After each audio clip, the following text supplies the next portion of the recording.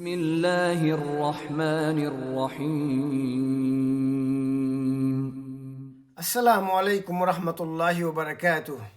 الحمد لله رب العالمين والصلاة والسلام على سيد المرسلين وبعد. In our today's episode of our Ramadan Taqwa Series, we are going to introduce to you a beautiful hadith. The hadith is very important in the sense that it warns us about bankruptcy in the hereafter. It is a hadith narrated by Abu Hurairah radiallahu anhu, in which the Prophet sallallahu alaihi wasallam once asked his companion, just to depict the dire situation that many people, most of us, may face on the day of judgment when we come to our accountability. So the Prophet ﷺ asked his companions by saying, Ataduruna manil muflis? Do you know who is a bankrupt? Who is a bankrupt? Al-muflis.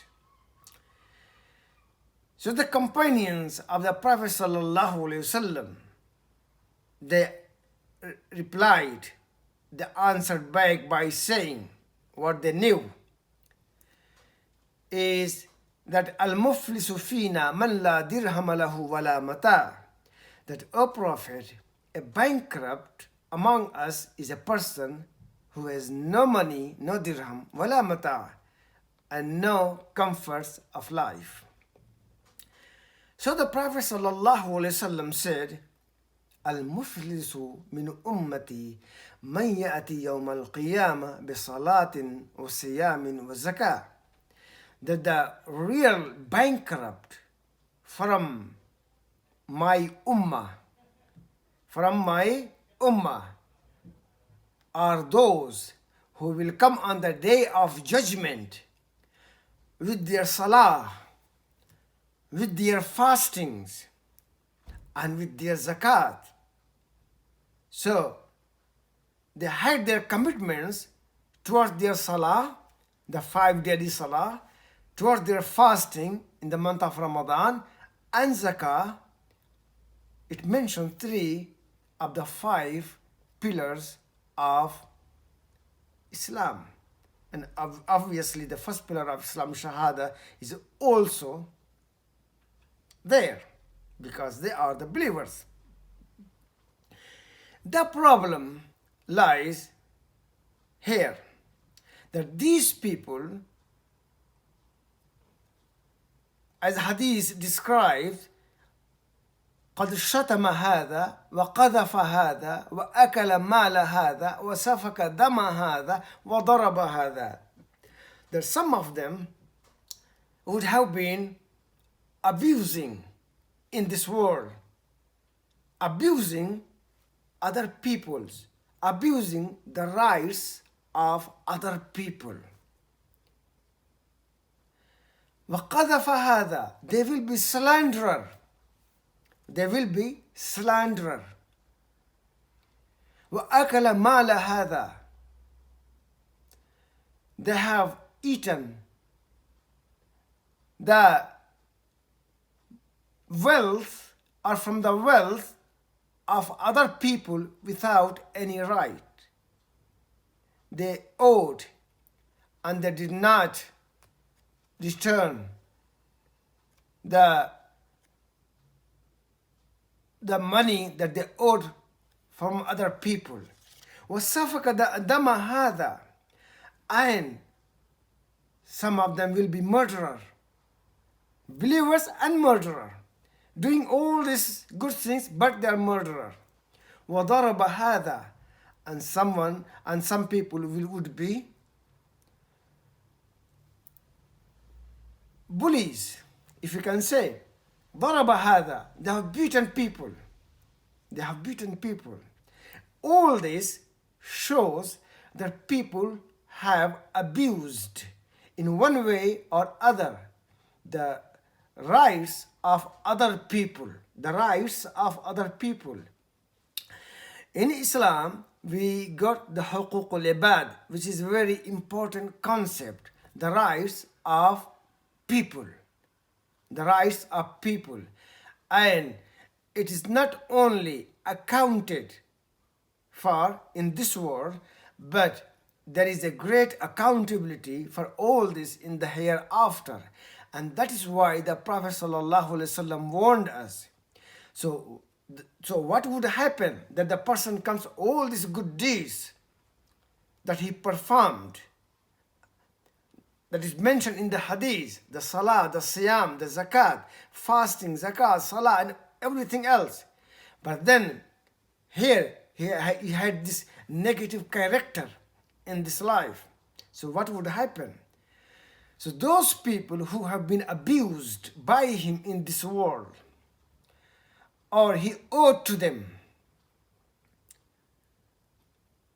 يُعْطَى هَذَا مِنْ حَسَنَاتِي فَيُعْطَى هَذَا مِنْ حَسَنَاتِي. Those people who will come claiming from Allah subhanahu wa ta'ala against the abuse of this person, Allah subhanahu wa ta'ala will take the good deeds of this person and will give to reimburse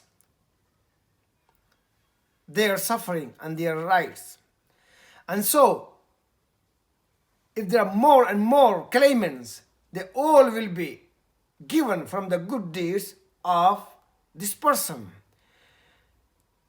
What about if the good deeds of this person has run out or have run out?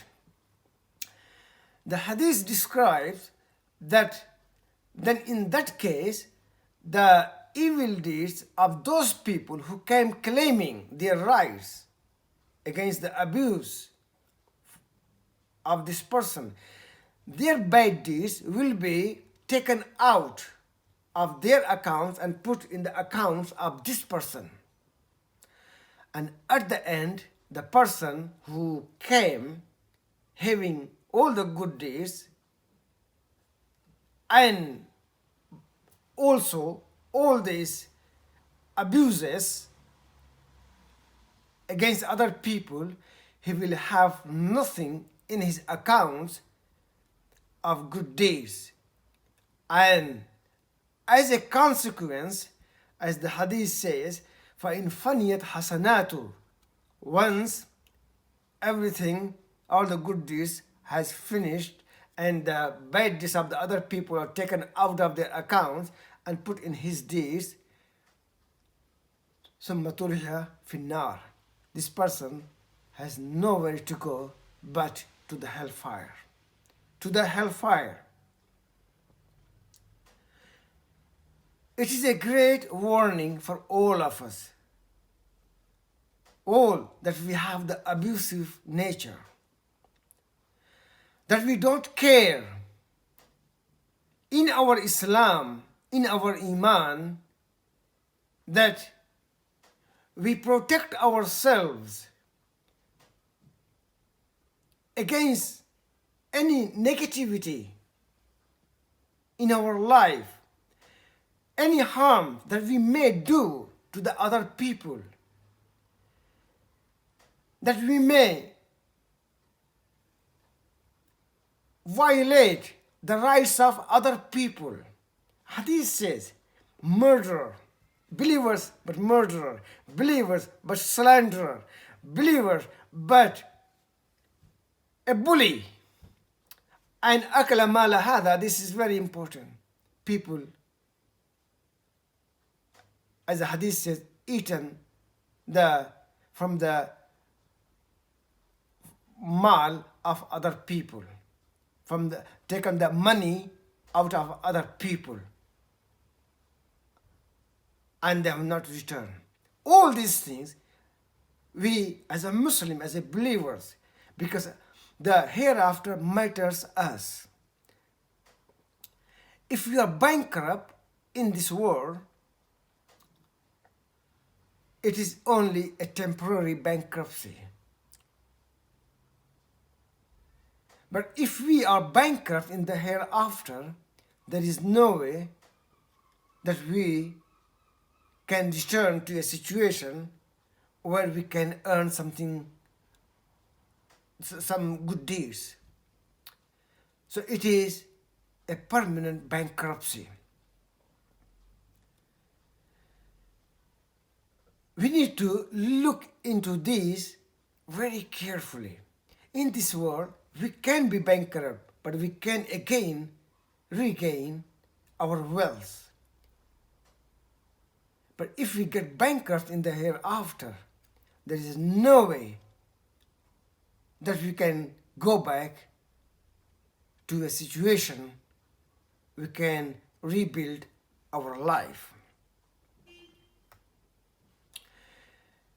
In this world, our bankruptcy may not damage our deen, but our bankruptcy in the hereafter, the only abode would be the hellfire. So we need to protect ourselves. We should be heeding to the guidance of Allah subhanahu wa ta'ala. We should not lead a heedless life. We should not delay the corrections of errors in our life. We should always be accountable for our deeds. What is the deeds that we want to see in the hereafter, and what are the deeds we do not want to see in the hereafter?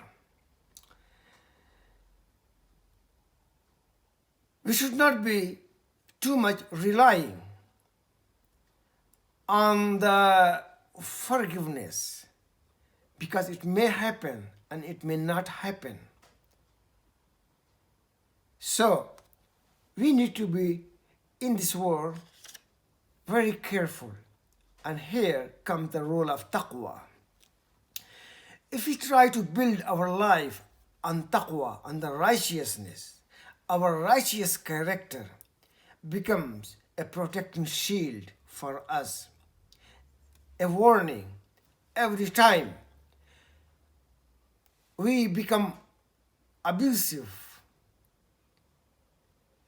or shaitan comes dominating our thoughts. Our taqwa stand against those evil thoughts, against those evil deeds. Taqwa is a protector, a protecting shield. We need to develop our taqwa in our hearts and in our character. And that is why our Prophet ﷺ taught us this dua: Allahumma ati nafsi taqwaha. Oh Allah, grant my nafs its taqwa. And taqwa at least would make us aware of our wrongdoings and minimize our misdeeds and minimize our abuses, and will set us into the righteous mode. I pray to Allah subhanahu wa ta'ala that He protect us from being bankrupt in the hereafter. Wassalamu alaikum wa rahmatullahi wa barakatuh.